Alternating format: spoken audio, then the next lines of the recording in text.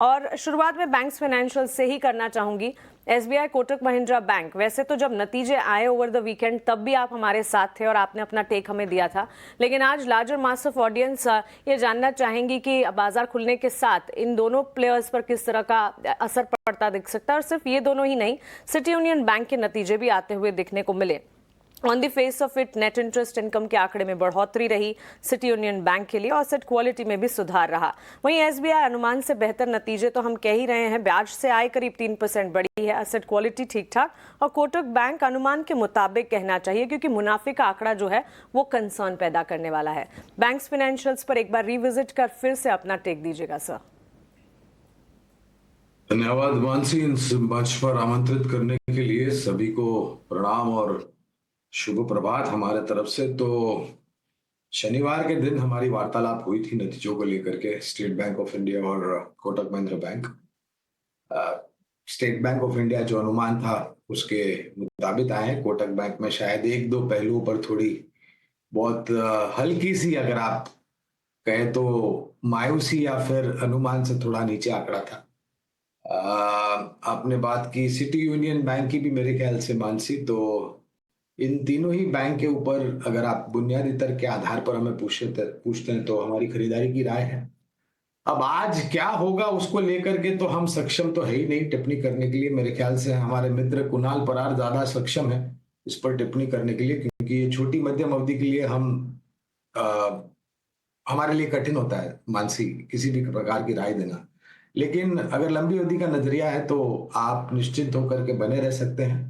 और एक बात ये भी जोड़ना चाहूंगा कि अगर हम तुलना करते हैं तीसरी तिमाही की और अब तक जो नतीजे हमने चौथी तिमाही के देखे हैं, हालांकि और भी देखना बाकी है, तो शायद रंग रुझान में और आंकड़ों में थोड़ा बेहतर परिवर्तन होता हुआ कम से कम हमें तो नजर आया है चौथी तिमाही में बनस्पत के तीसरी तिमाही में। तो नतीजे अच्छे थे, और अगर लंबी अवधि का नजरिया है तो आप निवेश बना करके रह सकते हैं, या फिर किसी कारणवश बाजार में थोड़ा हल्कापन, मायूसी या मुनाफा वसूली आती है तो उस समय पर आप नया जोड़ भी सकते हैं और नई खरीद भी कर सकते हैं। कर रहे थे, जहां पर आईसीआईसीआई सिक्योरिटीज की रिपोर्ट आई है, एड रेटिंग के साथ 2300 रुपए प्रति शेयर का लक्ष्य दिया है। उनका नजरिया काफी पॉजिटिव। उनका मानना है कि 13% का रेवेन्यू सीएजीआर कंपनी अगले कुछ सालों में रिपोर्ट कर पाएगी और वॉल्यूम ग्रोथ मोमेंटम भी काफी अच्छा होगा। गौरांग सर, आपसे पूछना चाहूंगी, अल्को बेवरेज इंडस्ट्री पर आपका क्या व्यू होगा? United Spirits, United Breweries, Radico, Khaitan, इस सेक्टर पर से इंडिया में अभी भी पर कैपिटा कंजम्पशन काफी स्लो है। फंडामेंटल्स के नजरिए से देखें तो क्या आपका व्यू पॉजिटिव होगा इस पूरे सेक्टर पर?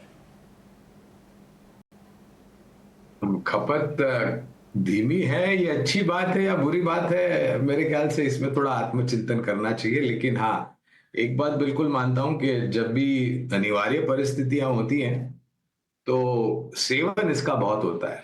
हाँ, एक दिक्कत बिल्कुल है कि कुछ राज्यों में प्रतिबंध होने के कारण कुछ असमंजस परिस्थितियां होती हैं, लेकिन मुझे नहीं लग रहा है कि ऐसी कंपनियों के पदार्थों पर किसी भी तरह का निजी तौर पर आप नियंत्रण कर पाएंगे। खपत होनी है, ये मेरे ख्याल से वास्तविकता है। और जहां तक इस क्षेत्र का सवाल रहा, मेरे ख्याल से काफी चर्चा में आते हैं ये साल के अंत में, क्रिसमस के टाइम पर, न्यू ईयर के टाइम पर, तीज त्योहार के टाइम पर, कभी कभी थोड़ा बहुत शादी ब्याह के माहौल में। तो यूनाइटेड बेवरेजेस पर हमारी बुनियादी तर्क के आधार पर खरीदारी की राय है। क्षेत्र अच्छा लगता है और हमें लग रहा है कि इस कंपनी के पास जो ब्रांड्स हैं वो काफी प्रचलित और लोग काफी पसंद करते हैं। और सबसे अच्छी बात ये क्षेत्र की है कि उपभोक्ताओं की जो चाहत होती है, यानी कि जो कंज्यूमर लॉयल्टी होती है, प्रोडक्ट रिकॉल होता है, इस कंपनी के ब्रांड्स के लिए सर्वोच्च स्तर पर। ये नजरिया आपको साथ ही कुणाल परार भी है। गुरांग सर नमस्ते। सर, पीएनबी हाउसिंग आपकी वॉच लिस्ट में है? अगर है तो थोड़ा खिंचा है सर रिजल्ट्स के बाद, इसको देख के किसी दूसरे पे जा सकते हैं, जैसे कैनफिन होम्स या कोई और जीआईसी भी है इसके अंदर लिस्टेड, या फिर पीएनबी पे ही आप रहेंगे, टिके रहिए? आपको भी प्रणाम और शुभ प्रभात डिम्पी जी हमारे तरफ से। तो हमारी सोच और विचारधारा ये कहती है कि जो ब्याज दरें कटने का सिलसिला शुरू हुआ है उसका सबसे पहला फायदा हाउसिंग फाइनेंस कंपनी उसको मिलता है। लोन बुक ग्रोथ बढ़ने की पूरी पूरी संभावना बन जाती है, क्योंकि आपके ईएमआईज पर जो आप इंस्टॉलमेंट्स भरते हैं, किश्त भरते हैं, वो नीचे के तरफ आकर के खड़ी हो जाती है ब्याज दरों को कटौती लेकर। दो और ब्याज दर में कटौती आने की संभावना है डिम्पी इस साल में, दिसंबर 2025 तक। ये क्षेत्र अच्छा लगता है। इसमें से दो नाम हमें पसंद आते हैं बुनियादी दर के आधार पर, LIC हाउसिंग फाइनेंस और कैनफिन होम्स। ये दोनों पर हमारी खरीदारी की राय है। ये पूछना बहुत ज़रूरी है। गुरांग सर, वैल्यू हंटिंग कहाँ पे की जा सकती है, जहाँ पर थोड़ी मेहनत तो करनी पड़ेगी, हमको रिसर्च भी करनी पड़ेगी, बैलेंस शीट्स भी देखनी पड़ेंगी, सब कुछ समझ में आएगा, लेकिन वो मेहनत किस जगह पर करें, वो जगह बता दीजिए आप।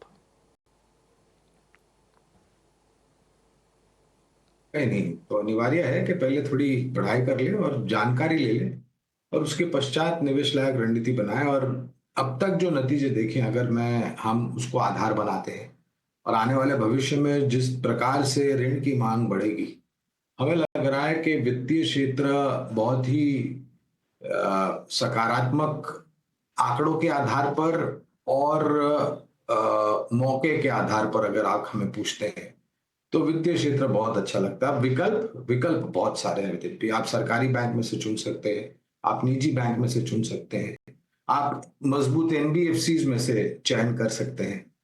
तो मैं एक एक विकल्प सभी में से आपके दर्शकों को, आपकी दर्शकों की जो समझ है उसको सरल करने के लिए आसान तरीके से, तो एक बैंक जिसका जिक्र हमने कार्यक्रम के शुरुआत में किया, मानसी जी ने हमें स्टेट बैंक ऑफ इंडिया के बारे में पूछा था। शनिवार को आंकड़े आने के पश्चात हम हमारे ही चैनल ET नाउ स्वदेश पर हमारी राय और ब्यौरा रख रहे थे नतीजों को लेकर के। तो स्टेट बैंक ऑफ इंडिया सरकारी बैंक में से, निजी क्षेत्र की बैंक में से ऐसे तो बहुत सारे विकल्प है, लेकिन एक विकल्प ICICI बैंक जिसके नतीजे बहुत ही शानदार और मजबूत आए।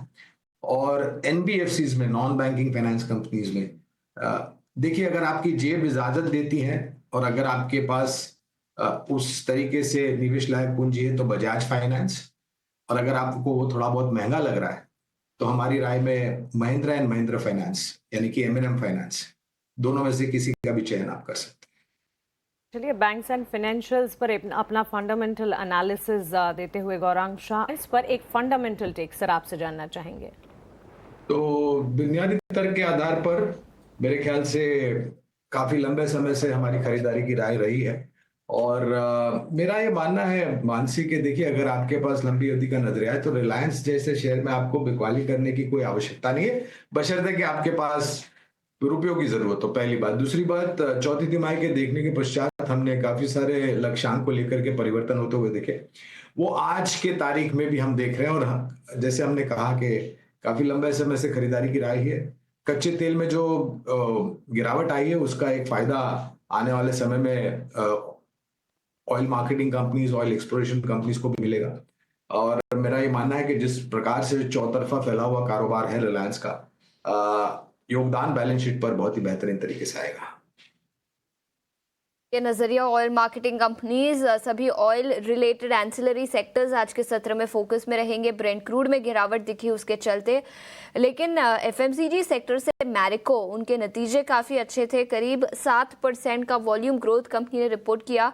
14 क्वार्टर के ऊपरी स्तर पे वॉल्यूम ग्रोथ कंपनी का आया और इसी के चलते अच्छी खासी तेजी इस स्टॉक पर आज के सत्र में दिखी है। इनफैक्ट निफ्टी 500 इंडेक्स के टॉप गेनर्स में ये स्टॉक शामिल है, मैरिको। गौरांग, क्या राय होगी आपके स्टॉक पर? 4.5% की तेजी के साथ स्टॉक आज कारोबार करता हुआ। देखिए, तेल एक बहुत बड़ा किरदार निभाता है मैरिको जैसी कंपनियों पर, और हमें पता है कि इसकी एक बहुत ही प्रख्यात पावरफुल ब्रांड है पैराशूट, और इसके अलावा बाकी अन्य इनके पास प्रोडक्ट्स भी हैं जो काफी बेहतरीन तरीके से मार्केट शेयर है इनका यहाँ पर। और ये खपत से जुड़ी हुई एक कंपनी है, काफी लंबे समय से कामकाज कर रही है। अगर लंबी अवधि का नजरिया है तो बने रहने की राय होगी।